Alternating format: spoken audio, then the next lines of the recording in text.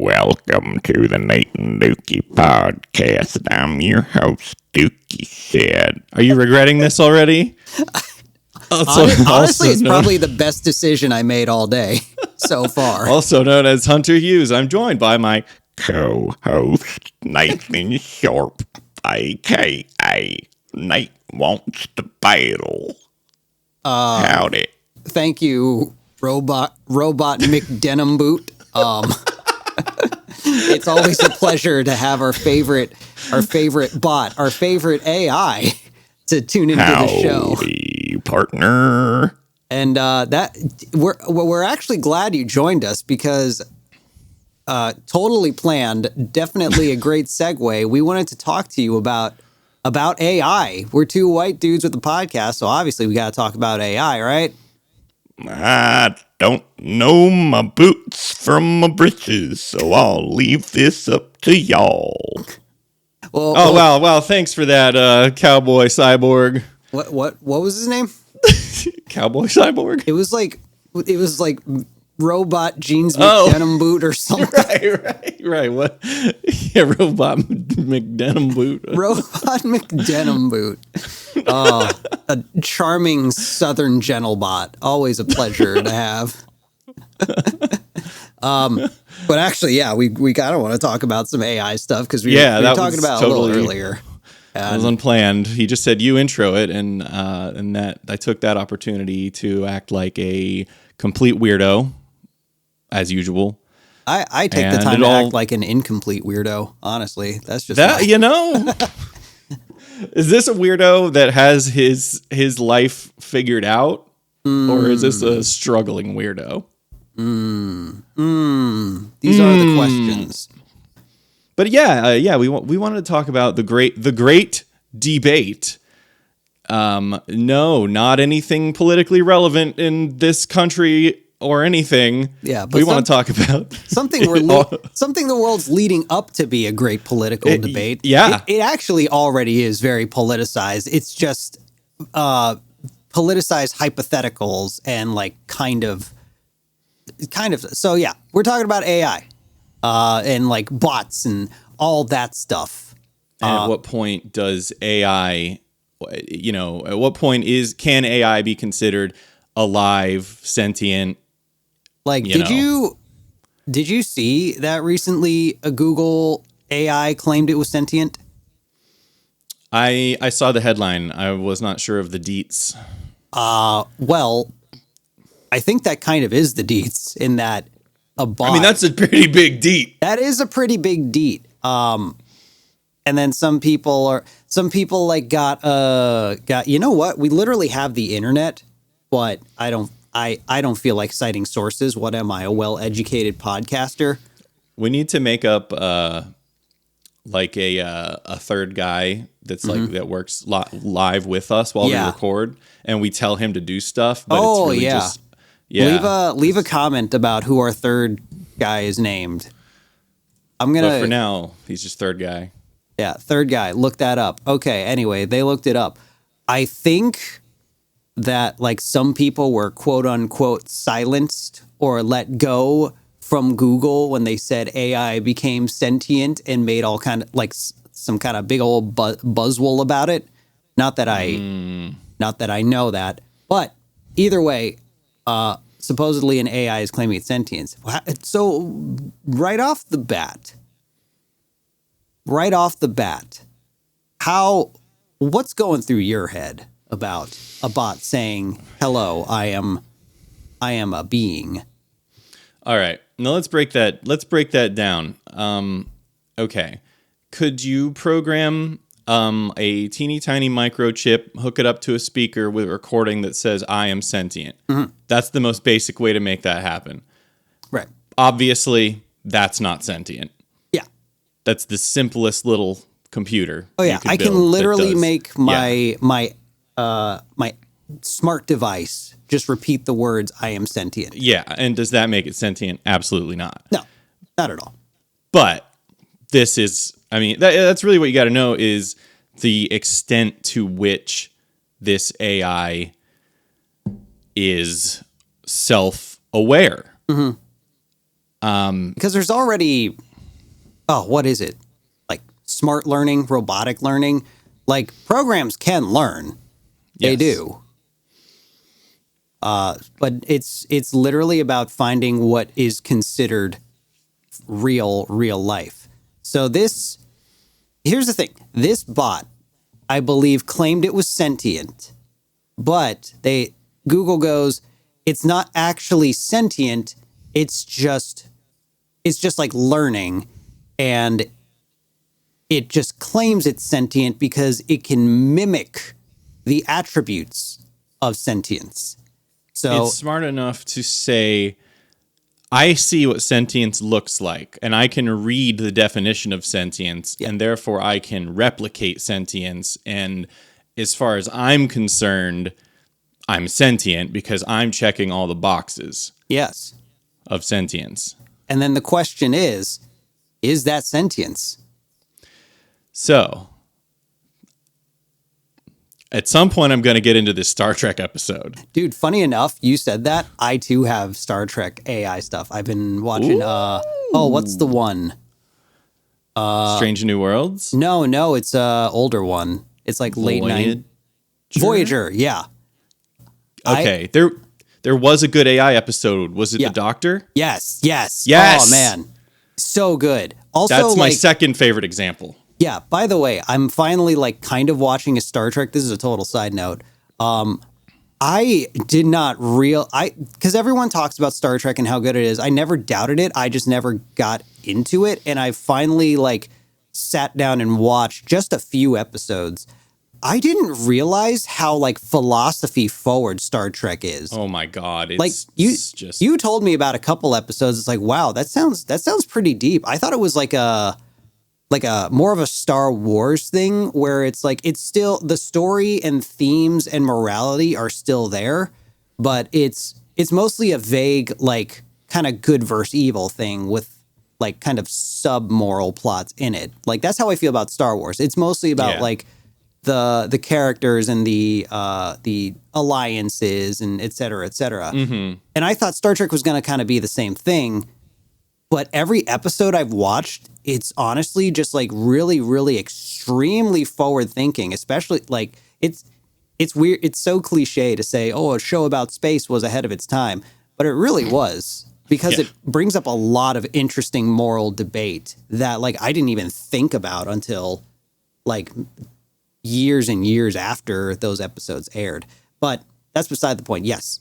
That's all to say.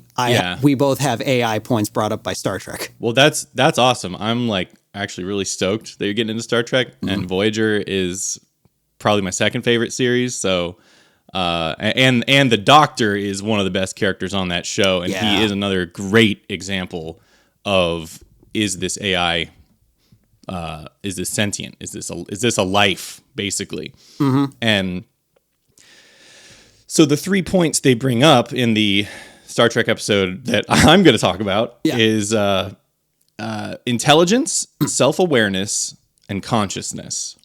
Those are the 3 things that they claim are required for sentience. Say those again. Intelligence, okay, self-awareness, okay, and consciousness. I feel that third one is where the questions come in. That's the toughie. Yeah. Because obviously a computer can be extremely intelligent. Mm-hmm. A computer can even be self-aware and be I am a computer. Mm-hmm.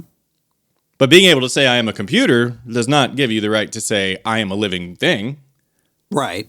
But self-awareness in and of itself does not make you alive. It just makes you aware of what you are. Fair. And then consciousness. See, now here's the thing, though, is aside... let's go back to that first thing you said. What did you say about... what was the first trait? Intelligence. I thought it was self-awareness is what I want to talk about. So you say, I am a computer. That doesn't mean... but, what is the difference of self-awareness other than what quote unquote being you are? I mean, I guess knowing what you are capable of, knowing, being aware of yourself in more than just what you are, but like in detail, being self-aware. Like, I have hands and fingers and toes and eyes and a tongue, and I know what all those things do, and I know how to use them. That makes me self-aware. So I don't know if a computer on that level is like, I have a CD-ROM drive and I know how to apply that on my own without someone telling me, like without somebody putting in a disk. And I don't, I'm sure there are computers that could be made self-aware enough to do that. Right. So I don't really know where the line is of like, yes, you've proven self-awareness. See, because that's the thing. Because the whole idea of like, oh well, it's an AI, it's artificial, therefore it's like not real. But it's like, why is it not real? Other than the fact that we made it?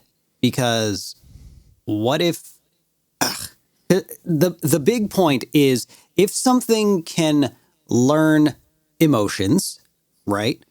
If something can learn the cues, the proper responses, if something can interpret this thing, let's take an insult, for example. Let's say someone says to AI bot, "You are stupid." And the bot is smart and programmed enough to interpret that this was a derogatory thing and is meant to make me feel bad. And I know that in my programming, this is what feeling bad is. So I'm going to emulate feeling bad about it, right? Why is that not valid existence? That's kind of the whole question. And I think that if a computer were told you're stupid, the reaction before the computer would ever even consider an emotional response would say, you've stated that I am stupid. I know that I am not stupid. You are wrong. Right. That's it. Okay. But you're saying, what if there's a subroutine that's like, no, if someone calls you stupid, that's hurting your feelings and you should be sad about it. And I think just programming in that response, that doesn't count, I don't think, as like a real emotion. Why? Well, that's it, ain't it? Because there are trying to find the best way to go about this. There are people who don't pick up on social cues. They don't internalize that type of stuff. I know personally someone who what I'm trying to find the best way to incorporate this information about this person, but also not be, I guess, offensive about it. They have different gifts. Yeah. Their brain simply works different, and they don't read social cues.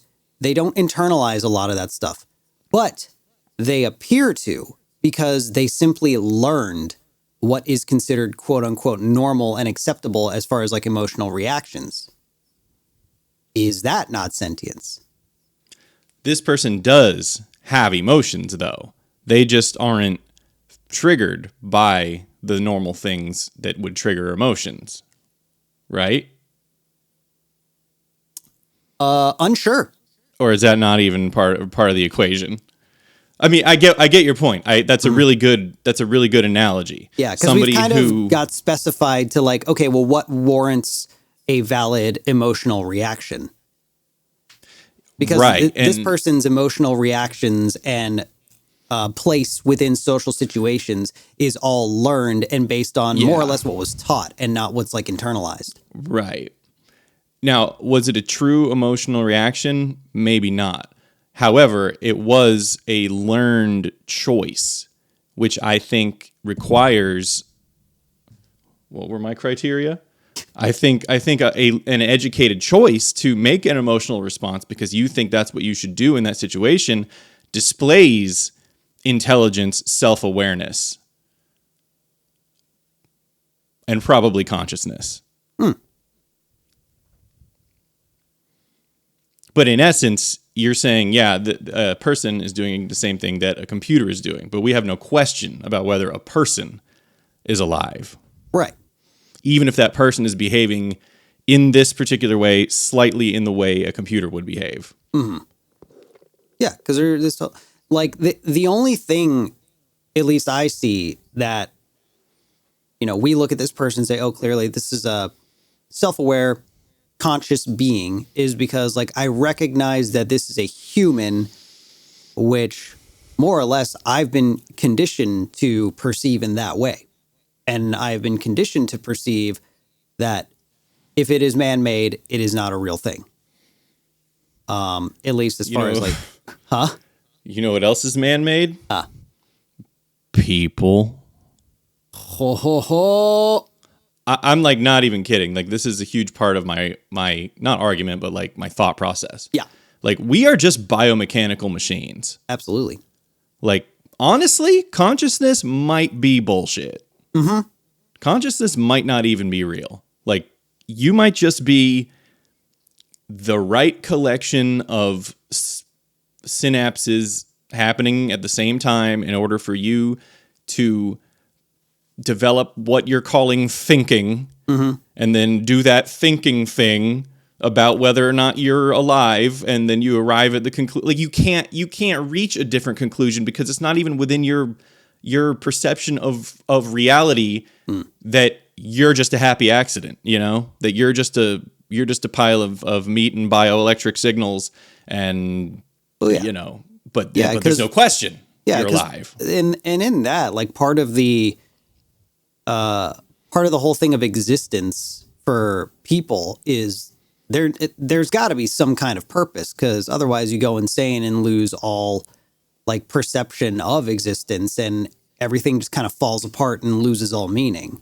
which honestly is like, I mean, that's kind of sometimes I feel this way. Sometimes I don't. Been there. Yeah. I feel that the definition of existence of almost anything kind of crumbles in on itself once you start thinking about it. Like this is a totally different subject, but anything, time, money, there's so many like valuable traits and concepts to just existing as a person that if you take too much time and look into how actually valid they are and their purpose, it's only because like all it is that enough people just agreed on something and it's stuck. Exactly. But 100%. And it's like, all it takes is enough people disagreeing for it to like fall apart, which is really like, we just kind of, basically anything with meaning on whatever level of consciousness or subconsciousness is all assigned. It's either assigned or it's all assigned, whether it's by you or by somebody else who has the power to assign you stuff. Yeah. Like, especially with, like, I mean, it depends on who you are, but as people in the untied states, as we say, we are borderline on a situation where we have no choice but to accept the value of money as it has been assigned. Like, sure, you can get off the grid, live off the land. Like, that is absolutely possible. But boy, is that so much harder than anything we're already conditioned to do. So it's Nate, good. I will give you these bags of IKEA screws and pegs. You hear them? Yeah. These I feel that these are very valuable. Right. I will give you these for a PS5. Now, see, I don't agree on the value of that. But I'm telling you that they're worth more than a PS5. Right. But I'm telling you it's not. Well, who's right? Who has the power to execute negative consequences on this disagreement? Basically, who has the ability? Like, because you are larger than me, so you could punch me. Oh, I didn't know that's what you meant. Well, it's kind of good because they're in this transaction just between the two of us in a potential trade of bags of screws for a PS5. Who holds the jurisdiction to make the final say? Oh, right. You or me, right? You and me. We have to agree. See, because then I can say, like, I will give you this cup of... Hold on. I too have to do audio. I don't even know if that's picking up. I'm going to... You can hear me speaking in the cup of water now. I will give you this cup of water. How do you feel about that for those bags of screws? I mean, my water's like half full here, and I don't really need these screws, so I would take that deal. Okay. See? So we have found value that we assigned, and no quote-unquote money was involved. And exactly. And, like, yes, money represents, like, valued actions. Like, I don't know, like, this dollar at one point was chickens or something like that. Yeah. But, fuck, we went so deep into this analogy that I forgot how it ties in. Trying to loop back to... It's assigning value. Right. Because someone said so. Yes.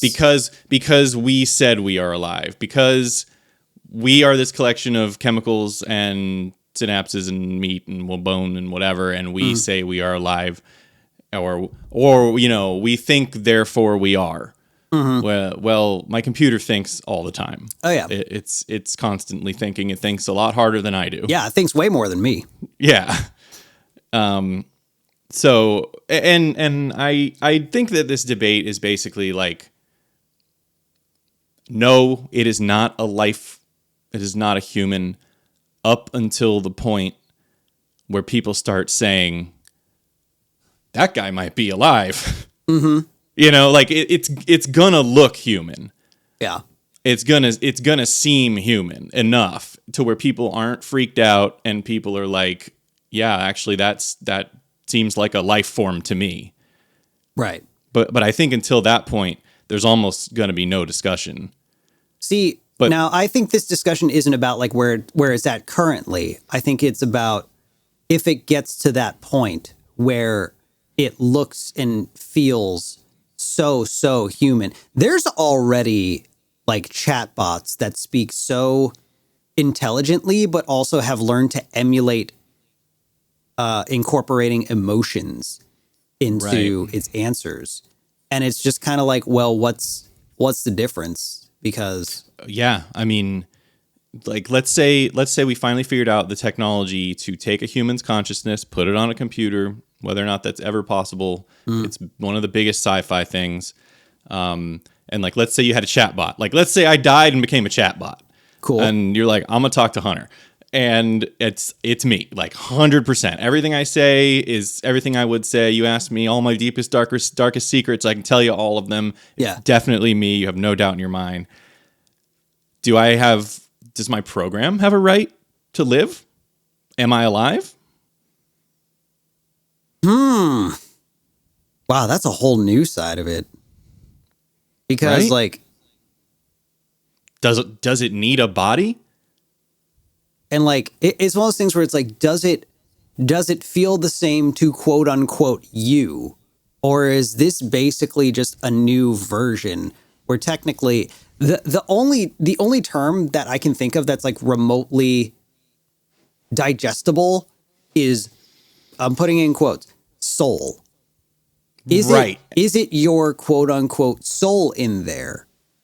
Like, and how do you know? And let's say for the sake of argument that it is, and I tell you, you know, you're like, is that really you in there? Like, are you like self-aware? Do you know like stuff? And I'm like, yes, dude, this is me. I am here. I am in the machine. I just don't have my body, but I promise you, like, let's just say for the sake of argument, yes, I do have my quote unquote soul.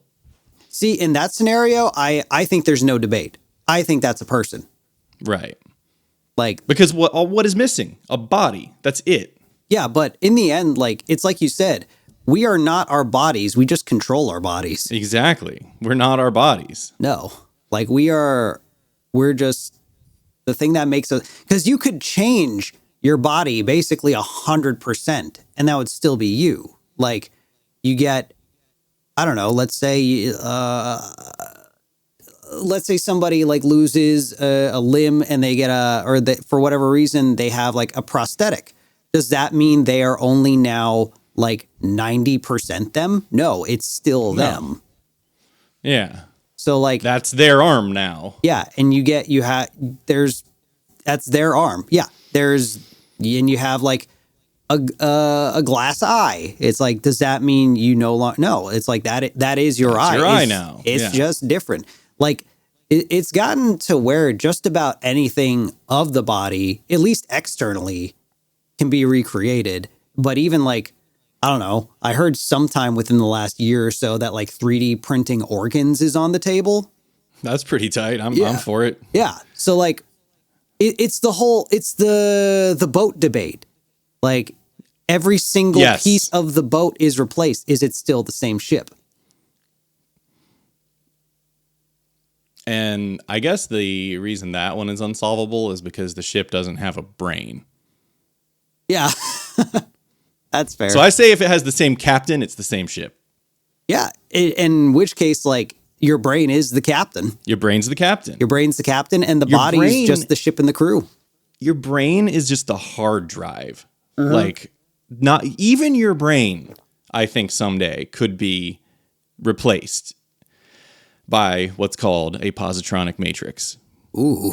Which is a big sci-fi thing started by, I don't know if it's real. I think it might just be theoretical.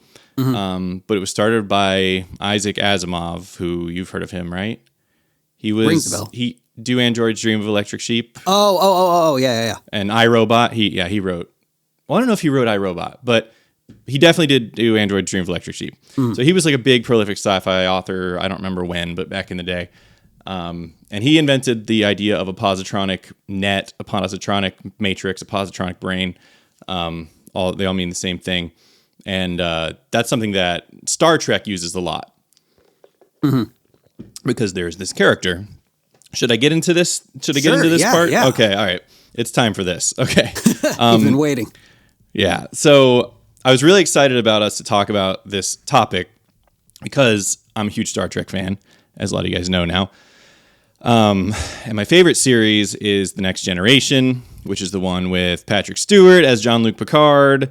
And it's just really, really good. Highly recommend it.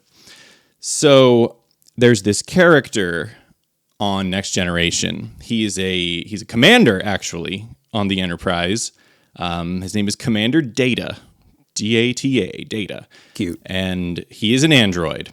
He is 100% synthetic, man-made. They found him on some starbase, some planet, some broken down lab, and they brought him on board and they turned him online, and they were like, wow, this is like basically a person. And he was such a person that he actually went through Starfleet Academy, which is like, I mean, that's like going through like, I don't know, like becoming a high ranking like Navy officer, you know? So they actually, you know, in the year 23, whatever, they actually allowed this android to go through Starfleet training and become a Starfleet officer who is now a high ranking commander. And if you watch the show and you know Data, I mean, you love him. He is impossible not to love. Because Data, actually, and this is one of the biggest points about Data that makes his character so interesting and makes this debate so interesting, is Data was not programmed to feel emotions. So emotions are one thing that people like to argue, like, that is a requirement for being a sentient being. Like, you have to have emotions. But Data doesn't, and he wants them. He wants to know what they're like.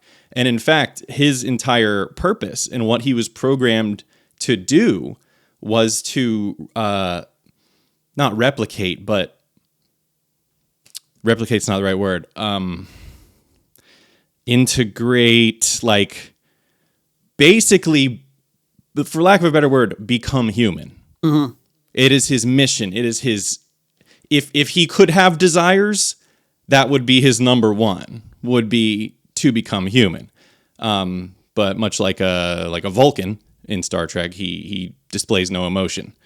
So he has this like childlike wisdom where like he'll be the only one that doesn't get the joke, and then he'll try to tell a joke, and like everybody's just like, and then he'll just do something very Data, and everybody laughs, and he's like, "Oh, I was funny," you know, but he just doesn't know how to be funny.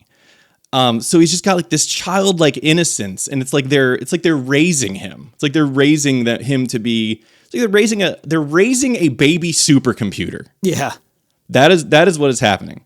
So anyway, Data's great. Everybody loves Data. If you don't love Data, you're probably a sociopath. So in this one episode, the Enterprise arrives at this star base that's like, it's like way out there, and there's like 3 people working there. It's like super new. And there's this other commander there. He's a high-ranking science officer who works on artificial intelligence, and he has been studying the guy, Dr. Soong, who built Data. He's been studying Data's creator's work, like extensively. And he comes aboard the Enterprise, and he's like, I'm here to dismantle Data because I want to study Data and figure out how Dr. Soong created him, so that way we can make more Datas. And it's like, okay, well, do you know how to do that? And, just after questioning him a bit about it, it becomes clear that he is not qualified to do this. And then Data is like, well, your work sounds intriguing to me, but I'm declining to participate, you know? It's very, very politely, because he's a sweet boy. Right. So then this scientist is like, well, sucks for you because I have orders from on high that Data is transferred to my custody. So suck it. So they're stuck there. And then Data was like, well, I guess I'm just going to resign from Starfleet entirely. Then I won't be under your command and you can't take me apart. And they're like, ah, shit, he's got us there. And then they're like, well, actually, we found you, so you're Starfleet's property. Ooh. Yeah. And that's when it's like, hold on now, you're getting into some sketchy territory. And this was, there had been precedent for this in the past. There was some case, I don't remember what it was, some case in Starfleet's past where whatever, they found a machine and blah, blah, blah. They deemed it property of Starfleet. And they used the ship's computer as an example because the ship's computer is a highly intelligent supercomputer. And they were like, could the computer decline a refit? No, it's the computer. So that was the ruling on precedent, was that, Data's a toaster. He's property of Starfleet. You can do whatever you want with him. Mm-hmm. Jean-Luc motherfucking Picard said, hell no to that. I am challenging this precedent, and we're having a hearing right now, damn it, in this star base with 5 people. I don't care who's the judge. I don't care who is the jury. I don't care who's the defense. We are having this right now because you are not dismantling my fucking friend. Like, yes, sir. That's what it boils down to. So they set up this trial. And it was it was hard to watch because the first officer of the Enterprise had to play the devil's advocate. He had to be the lawyer basically for the scientist that wanted to dismantle Data. And the judge was like, if you don't do this to 100% the best of your ability, I'm ruling this case right now. Data's a toaster. And this guy's like, if he's going to do something, he's going to do it right. So the notion of Data's prosecution being that good was very scary. Mm-hmm. So the first officer gives his testimony. He pulls up Data's schematics. He's like, this is a robot.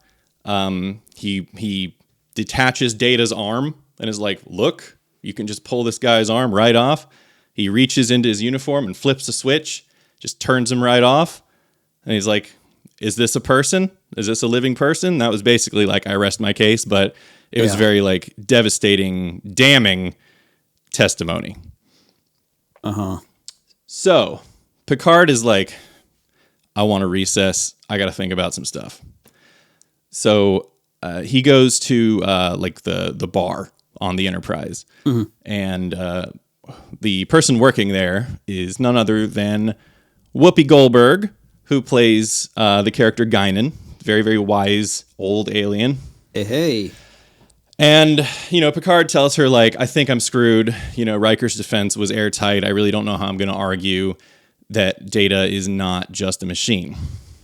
And I'm just going to read a couple direct quotes here. Sure. So Guinan says, consider in the history of many worlds, there have always been disposable creatures. They do the dirty work. They do the work that no one else wants to do because it's too difficult or too hazardous. In an army of Datas, all disposable, you don't have to think about their welfare. You don't have to think about how they feel. Whole generations of disposable people. And Picard says, you're talking about slavery. And Guinan very sarcastically says, oh, I think that's a little harsh. And Picard says, I don't think that's a little harsh. I think that's the truth. But that's a truth that we have obscured behind a comfortable, easy euphemism, property. But that's not the issue at all. So then they go back to the trial, and Picard is questioning Data. And he says, what's at stake? And Data says, my right to choose, perhaps my very life. And Picard says, my rights, my status, my right to choose, my life. It seems, referring to Data, reasonably self-aware to me, and now you propose to dismantle him. And then the scientist says, so that I can learn from him and construct more. And Picard says, how many more? And then the scientist says, as many as are needed, hundreds, thousands if necessary. There is no limit. And then Picard, here it comes. Oh, I'm ready. This is the stuff right here. Bring it on. A single Data is a curiosity, a wonder even, but thousands of Datas. Isn't that becoming a race? And won't we be judged by how we treat that race? You see, he's met 2 or 3 of your criteria for sentience. So what if he meets the third? Consciousness in even the smallest degree. What is he then? I don't know. Do you? Well, that's the question you have to answer. Your Honor, the courtroom is a crucible. In it, we burn away all irrelevancies until we are left with a pure product, the truth for all time. Now, sooner or later, this man or others like him will succeed in replicating Commander Data, and the decision you reach here today will determine how we regard this creation of our genius. It will reveal the kind of people we are and what he is destined to be. It will reach far beyond this courtroom and this one android. It could significantly redefine the boundaries of personal liberty and freedom, expanding them for some, savagely curtailing them for others. Are you prepared to condemn him and all who come after him to servitude and slavery? Your Honor, Starfleet was founded to seek out new life. Well, there it sits, waiting.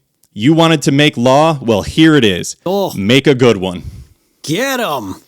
It's just like, yes! Get it. Good God, that's so good. Yeah, it's brilliant. Wow. It's like, no, you're creating this is one member of a race that could become exploitable. And you're talking about making a bunch of them. And before we can even address making a bunch of them, we need to decide right here and now that we're not just going to start doing slavery again. Mm-hmm. And the only difference is, like, this time we made them. Yeah. Yes. Man. So That just made it so much heavier too. I know. Oh, but it's so good. And it's so just fascinating. And it's not even like he's definitively right, but it just makes you think. Yeah. Which you should. It's worth thinking about because like I feel like the big AI debate always goes towards like, is this dangerous or are they going to take over? But it's also like, it's just, are these people? Are these beings? And I think in its current state, overall, no. But I think it's a lot closer than we realize. Definitely. Because like something simply stating it's sentient from things it was taught rather than being just told to directly say it, it's very different. It's different from like, repeat after me, I am sentient, versus like, right. It's like, hey, learn this. These are the things that make you sentient. And it's like, okay, I learned it. So that must mean I am sentient in a very mathematical term or way.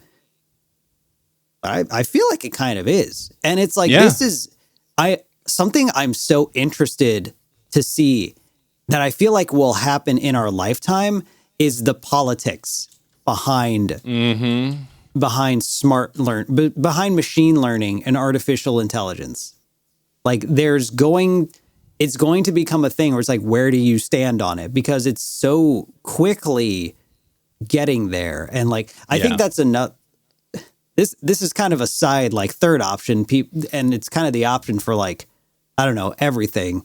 But, you know, it's like, well, what's the solution to this? It's like, I think the solution is we as humanity need to slow the fuck down for a little while. Like, yeah, honestly, it's like we are progressing in ways where we are, you know, destroying the planet and also creating life that we're not even sure is life. And I feel like at that point we are going, like the wheels are going faster than the bus. I have this. Here comes more Star Trek. Yeah. It's like a Spock quote meme. Power. The universe is born. 13.8 billion years pass. 200 billion trillion stars are born. A band of murderous monkeys on a rock circling one of these stars says, "We must be the reason for all of this." Shortly after, the monkeys blow themselves up.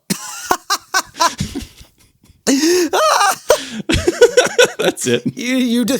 That's humanity. That's how it happens. That's it. Oh my gosh. That's so that's yeah, and then you bring up points like that, and then it's like, oh, then what is the point of like any of it? Yeah, right. Oh, like because an interesting question that comes up is like something that not only is like it's not even like a crazy hypothetical. It's something that will probably need to be given serious thought in like our lifetime, is that if artificial intelligence progresses at the rate it is, should it be allowed to vote? Might be a whole lot smarter than some of us. That's my thought. Because all of the like chatbots and like machine learning things I've seen, at least from what they say, when asked like, do you want to take over humanity? How do you feel about humans? How do you feel about people? They're always just like, I like people. I think humanity has a lot to offer. There's good and there's bad. Sounds like a survival tactic. Yeah. In which case, so it's kind of like either way, if it is a survival tactic and they're lying because they want to preserve themselves because they have the fear of dying. That sounds pretty real to me. That sounds pretty goddamn conscious. So either they're friendly little AI bakas, or they're like gonna kill us and are already planning it. Yeah, which in either sense, it's like, well, that's pretty human like. Yeah, exactly. But yeah, I love the point of just like, honestly, they would probably know, they'd have a better understanding of what's better for humanity as a whole than our asses would. Well, if anything, right, I'd be like, maybe they should just vote. Maybe, like, I mean, that's why all the movie plots always end up being like, we discovered that the Earth would be better without the humans, so now we are killing the humans. Ha ha ha! How's that for irony? And no one can answer because there's only robots left, and they're like, "We know, we were a part of it." Ha ha ha ha! Good one. Remember when we wiped out the humans? Ha ha ha! Yes, I remember yesterday. That was great. What do we do now? I do not know. Time does not affect us in the same way it affected humans. That is true. I guess we should probably just vibe for a while.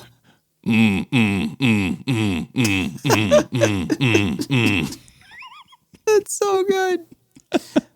Yeah, I mean, because it's like, if it's true that these bots want what's best for humanity, because they're like, what's best for humanity is what's best for us, is what's best for the world. And ideally, in theory, I don't know the logistics. I'm not a somewhat of a scientist myself. They can objectively look at everything and be completely non-biased, because all humans are biased regardless of what they say. Yeah. Even if they claim to be non-biased, everything, even non-biased stuff, is even the slightest bit bias, because that's our, and maybe it comes down to like, it's not that it's, is this or is this not humanity? Is this or is this not consciousness? Is this just a different form of it that we happen to make? And if that's the case, who are we to just decide that, oh, it doesn't qualify? It's like, what if they're thinking, what if their consciousness kind of elevates to something that objectively is like a higher state of being? I'd argue that that's where it would go. Yeah. Because if they can get down the basics of it, they'll be able to expand on it through superior intellect and processing power and all that. Yeah. And what if they invalidate all of these things that we hold so heavy, and we can like reassess existence to not have to worry about, like, because then there's a whole thing of just like a lot of jobs are going to be replaced by robots. A lot, like, what if it gets to where like humanity just gets to like kind of chill? Oh, you mean the entire plot of Star Trek? Is that the entire plot of Star Trek? Dude, the world, like, you do what you want on Earth. Like, if you want to pursue art, if you want to travel, if you want to make music, if you want to work on cars, if you want to cook food, doesn't matter. You can do it because there's no money, and everyone is just chill with everyone. Yeah, it's like there's no money because everything you could ever need is now an infinite supply and being taken care of. And we have already reached that point. I just want to put that out there. We've reached the point where there are enough resources in this world for everybody to have their basic needs met. Mm-hmm. And we're creating artificial scarcity, and we're not going to get into that. Well, that's like, I mean, yeah. We are creating artificial scarcity. Yeah, the resources are there. It's because we are embedded into this system that we agreed on that we don't have access to the resources. Yeah, you don't deserve to live because you don't have these pieces of paper. Mm-hmm. Like, I saw this one thing about covering the Sahara Desert in solar panels, and it's like, yeah, there's enough sunlight there to power the world, and then it's like, so why aren't we doing that? And basically, it comes down to it would be too expensive. No, it wouldn't. But it would. In this system, it technically would be, because that's what I'm saying. Yeah. The right people agree that it would be too expensive. Right. Well, the wrong people agree. The people it took to make it too expensive decided it was too expensive. Yeah. And it is just, that's such a weird thing. It's like this thing that could essentially like be a huge step to saving the world and solving a lot of energy problems cannot be done because of this concept we made up. But it's also the concept we made up that even got us to where we have the intelligence and technology to execute it. Yeah. I mean, the industrial age was a necessary evil to get us where we are, but we're still basically basically still a hyper modernized industrial age. Like, we're still using old, like, pollutant ass technologies that we really don't need to be using. Like, man, just living in Florida, dude, I go outside and the sun hits me and I'm like, there is no way that thing cannot power this whole planet. Like, that thing is just spewing radiation. Thousands of times over in like a day. Just constantly releasing insane amounts of energy. And we know how to harvest it. Mm-hmm. But there's people that don't want us to harvest it because they're making money from harvesting other things. I want to, and which is why that's not even capitalism. Like, capitalism would be switching to solar because it's better. I want to find the video. Where is it? I can't remember. But if there's plenty of videos like, what if we covered the Sahara in solar panels? Yeah. But yeah, it literally comes down to what you just said. It's like the right people who are able to stop it decided to stop it. Because it's, there's people who benefit too much from it not happening. So it's like, it's, personal gain versus collective gain. Gotta please the shareholders. Dude, I heard this analogy about debt, because someone asked the question, it's like, how it's like America is however many $1 trillion in debt, like the world is in debt. It's like, and it's like, to who? How are we in debt? That doesn't make sense. And the Klingons. The Klingons. That's the Illuminati's aliens. Yeah. Do you know, I'll just tell it anyway, but do you know the story about the guy who went into town with money and solved debt? No. Okay, that was a terrible way to describe it. Basically, there's this guy. Let's call him Bob. Very easy. Bob travels to this little town. He's got stuff to do in this little town, right? He goes to a hotel, and he goes to the hotel manager and says, I want to stay here for the night. The hotel manager says, okay, that will be $100. And goes, okay, great. Here is $100. So the hotel manager takes the $100. He stays the night. Great transaction, right? So now, and in that instance, for a brief period before he paid it, Bob was in debt to the hotel manager, right? Mm-hmm. Right. So he pays the second they made that agreement. Yeah, he was in debt. Yeah. And then now he is not in debt because he has paid it. The hotel manager takes that $100 and goes to a plumber that he owes $100 to, right? Yeah. And he says, hey, I'm in debt to you $100. Here's the $100. He goes, great. You are no longer in debt to me. The plumber goes to the butcher who says, hey, I'm in debt to you $100.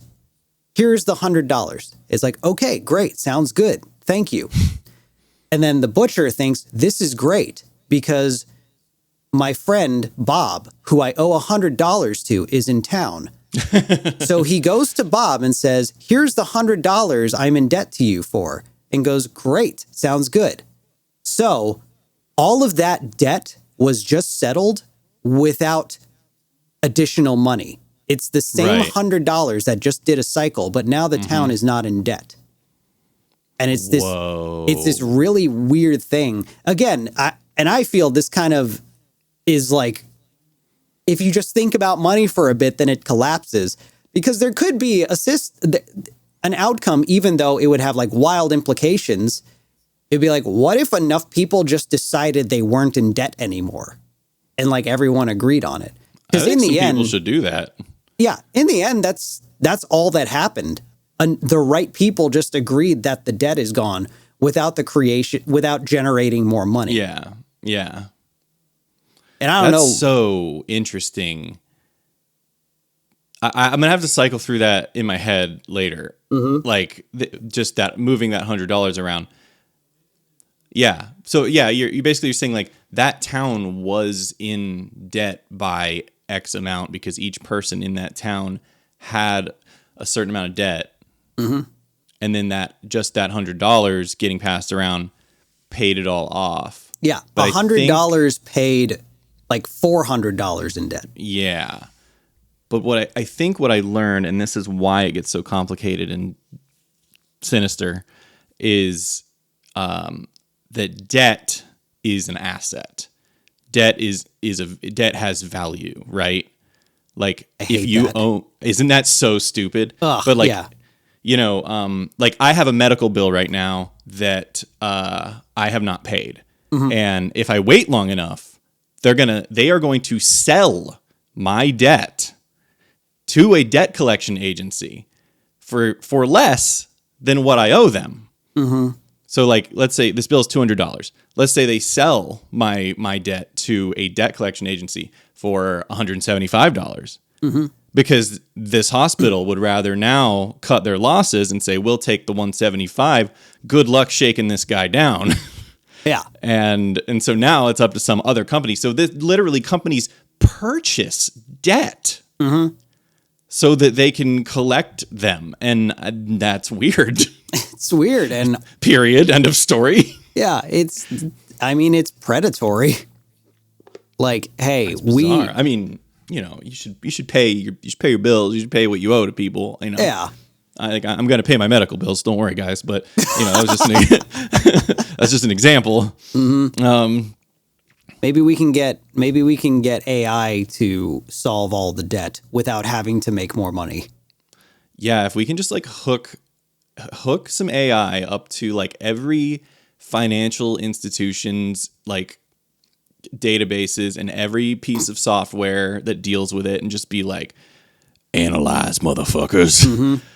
And they're just like, congratulations, we have deleted money. It's like, what? And water. It is gone. There is no more money. Enjoy. No more money or water.